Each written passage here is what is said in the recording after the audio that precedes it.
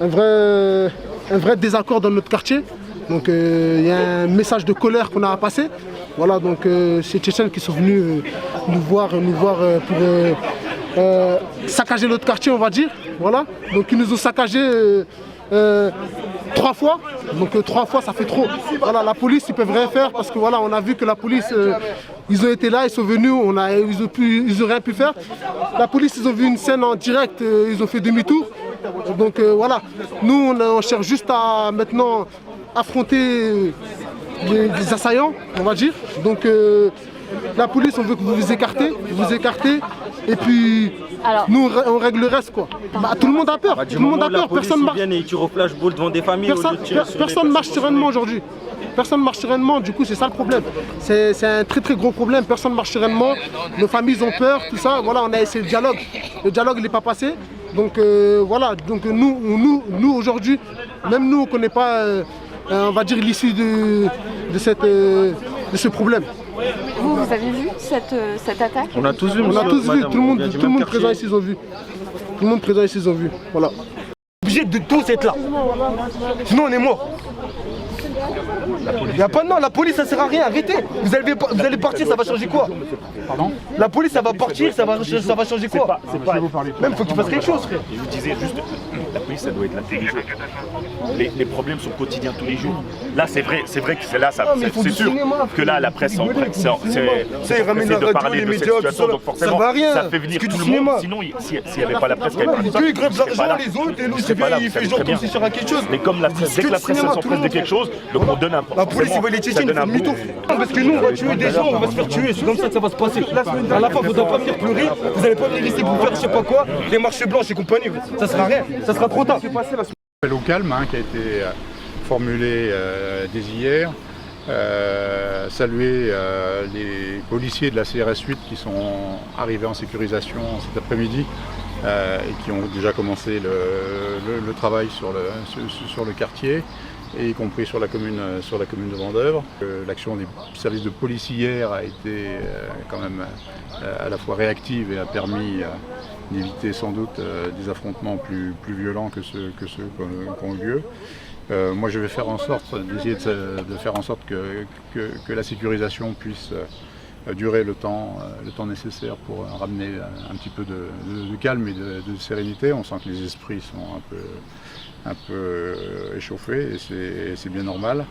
Ce que je souhaite, c'est que surtout cette affaire qui génère ce climat puisse prendre une tournure judiciaire, parce que c'est à la justice d'être saisie et de pouvoir traiter ce genre de choses.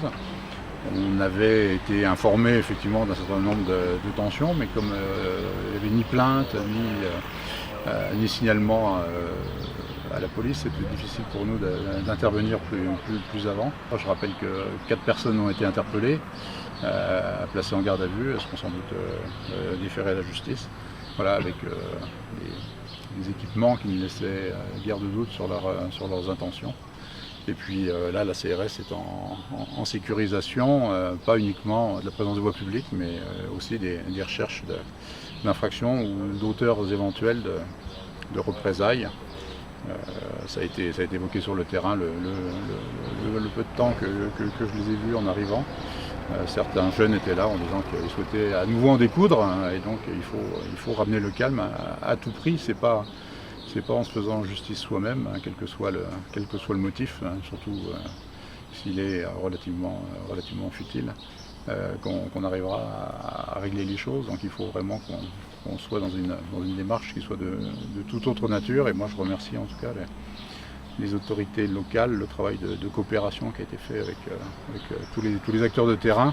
D'abord je veux saluer les interventions à la fois de la police municipale, de la police nationale dès hier, toute la semaine dernière, et aujourd'hui les renforts avec l'unité de CRS qui a été déployée ici sur le quartier. C'est ce qu'attendent les habitants pour faire en sorte justement de pouvoir être protégés, mis en sécurité.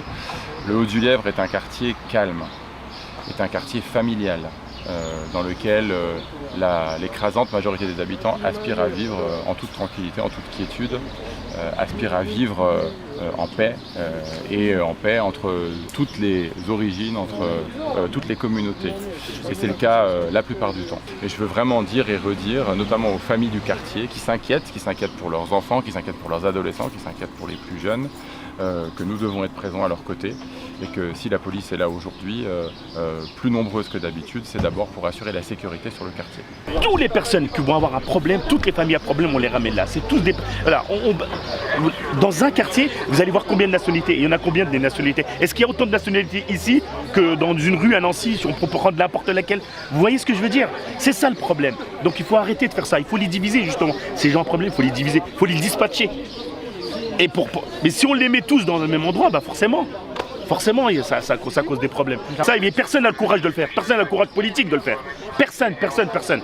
Parce que s'ils faisaient ça, peut-être qu'ils seraient impopulaires pour les bobos au centre-ville. Peut-être que c'est ça. Alors ils se disent, c'est pas grave. Ici, on va leur juste mettre quelques animations, comme s'ils étaient des clowns. On leur met quelques animations, on va vers la plus grande bibliothèque de Nancy, on va la faire sur l'eau du Lèvre. Et il faut qu'on soit satisfait de ça. Tant mieux, c'est bien une bibliothèque. On sait, bien sûr, c'est bien. Mais faut arrêter de faire des choses uniquement comme ça, des petits coups comme ça pour dire voilà, on fait les choses et nous parler de la rénovation urbaine. Mais que vous la faites ou que vous la faites pas, la rénovation urbaine, ça vous regarde. Si c'est votre politique, vous voulez laisser ces bâtiments pourris et pleins de nuisibles, bah, laissez-les. Là, la solution aujourd'hui, ça serait laquelle?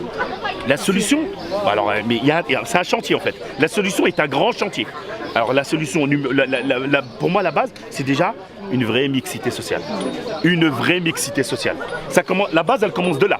D'accord? Et puis ensuite, plus de présence policière. Parce que ça prend du temps, la mixité sociale, ramener une vraie mixité sociale, ça prend du temps. Donc, mais pendant ce temps-là, comme il n'y a pas encore cette mixité sociale et que le quartier n'est pas sécurisé et qu'il se passe beaucoup de choses ici, bah, il faut qu'il y ait de la présence policière. Il faut que quand quelqu'un est mal garé, bah, qu'on puisse venir lui mettre un PV. Ici, j'ai essayé de me trouver, vous êtes journaliste, essayez de me trouver ici le nombre de PV qu'il y a dans le quartier là. Trouvez-moi un chiffre sur les nombres de PV. Vous allez voir, vous n'allez pas en trouver beaucoup. On va frôler le zéro. Ça veut dire quoi? Ça veut dire qu'ici, c'est des bons, ils savent se tenir et qu'ils ont toutes leurs voitures sont en règle, etc. Non, c'est faux. Vous allez là-bas, il y a plein de voitures, ce qu'on appelle ils appellent les voitures ventouses. Il y a plein de véhicules épaves. Vous imaginez ça à Nancy? Ça n'existerait même pas.